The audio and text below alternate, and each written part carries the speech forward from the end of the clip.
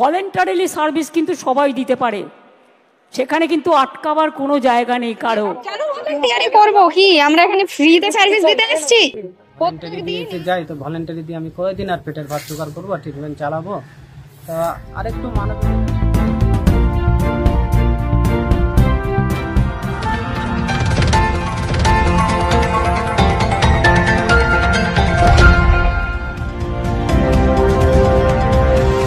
Supreme কোর্টের রায় চাকরি হারিয়েছেন যোগ্য ও অযোগ্য মিলিয়ে মোট 26,000 শিক্ষক শিক্ষিকা ও অশিক্ষক কর্মী। এই সমস্যার সমাধান করতে গিয়ে সম্প্রতি নেতাজি ইন্ডোর স্টেডিয়ামে রাজ্যের মুখ্যমন্ত্রী মমতা বন্দ্যোপাধ্যায় চাকরিহারাদের পাশে দাঁড়িয়ে বলেছেন, ভলেন্টিয়ারি সার্ভিস তো সবাই দিতে পারে। এর প্রত্যুত্তরে ক্ষোভের আভাস মিলল চাকরিহারাদের কথায়। তো আসুন প্রথমে শুনে নেব মমতা বন্দ্যোপাধ্যায় কি বলেছিলেন, তারপর শোনাবো চাকরিহারারা কি বললেন। করেছেন মুখ্যমন্ত্রী মমতা বন্দ্যোপাধ্যায়। আপনাদের তো কেউ চাকরি টার্মিনেট করেনি এখনো পর্যন্ত, করেছে কি? কোনো নোটিশ পেয়েছেন? আপনার বিরুদ্ধে দুর্নীতি না যদি প্রমাণ করতে পারে তো কি আপনাকে কেউ যেতে বারণ করেছে? যান না, আপনি আপনার কাজ করুন না। আপনার কাজ কে বারণ করেছে? আপনারা বাচ্চাদের শিক্ষা দেবেন না, আপনারা বাচ্চাদের পড়াবেন না, আপনারা স্কুলগুলোতে ক্লাস করবেন না। হ্যাঁ, তখন যদি সুপ্রিম ভলেন্টারিলি সার্ভিস কিন্তু সবাই দিতে পারে, সেখানে কিন্তু আটকাবার কোনো জায়গা নেই কারো। কিসের জন্য ফ্রি সার্ভিস এখানে? উনি কেন বলতে চাইছেন যে কেন ভলেন্টিয়ারি করব কি? আমরা এখানে ফ্রিতে সার্ভিস দিতে এসেছি। প্রত্যেক দিন এই যে 6 ঘন্টা করে পড়াই এবং এই পড়ানোর জন্য এত বছর যে পরিশ্রমটা করেছি সেটা ফ্রিতে দেওয়ার জন্য। আর বাচ্চাদেরকে গিয়ে পড়ানোর জন্য স্কুলে কেন পড়াবো? তাহলে আপনি টিউশন পড়ান, আমি টিউশন পড়িয়ে দিচ্ছি। স্কুলে গিয়ে পড়ানোর কি দরকার আছে? ওই বাচ্চাকে আমি সব বাচ্চাকে বলবো স্কুল ছেড়ে চলে আসো টিউশন পড়তে আমার কাছে।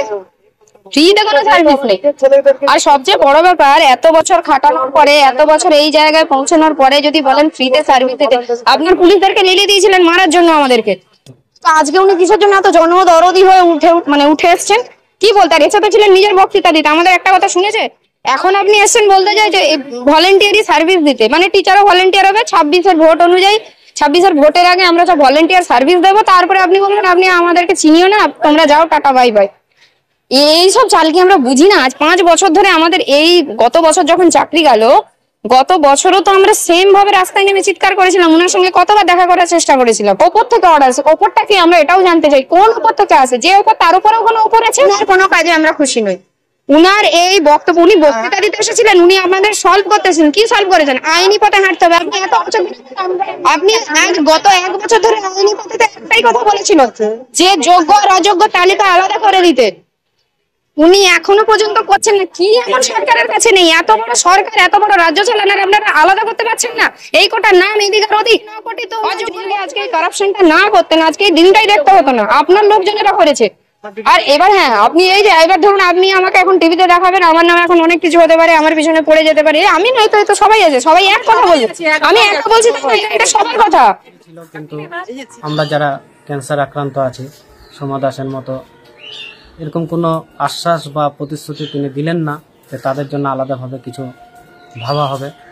এবং উনি যে সমস্ত প্রতিশ্রুতি দিলেন তার মধ্যে পুরোপুরি আশ্বাস তো পেলামই না। উনি বলেন স্কুলে যান ভলেন্টারি তো স্বেচ্ছাসেবক, তো আমাদের তো চাকরি আর বহাল থাকলো না। ভলেন্টারি তো যে কেউ দিতে পারে। ভলেন্টারি আর আমরা যে রেগুলার পার্মানেন্ট ছিলাম সেটার মধ্যে তো বিস্তর পার্থক্য আছে। ভলেন্টারি সার্ভিসের কথাটা আমি কোনোভাবেই মেনে নিতে পারছি না, পুরোপুরি আমার আশ্বস্ত হতে পারছি না। কারণ ভলেন্টারি দিয়ে অন্তত 1 মাস 2 মাস চলা যেতে পারে, কিন্তু এটা দিয়ে তো আশ্বস্ত হওয়া যাচ্ছে না। আমি সুরক্ষিত নই, নিশ্চিন্ত নই। ভলেন্টারি দিয়েতে যাই তো ভলেন্টারি দিয়ে আমি কয়েকদিন আর পেটের ভাত জোগাড় করবো, ট্রিটমেন্ট চালাবো।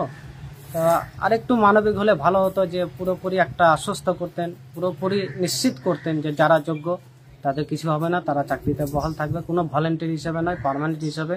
এবং যোগ্য অযোগ্য লিস্টটা তিনি যদি আজকে বলতেন আমরা সুপ্রিম কোর্টে জমা দিচ্ছি, হয়তো একটু ভালো লাগতো।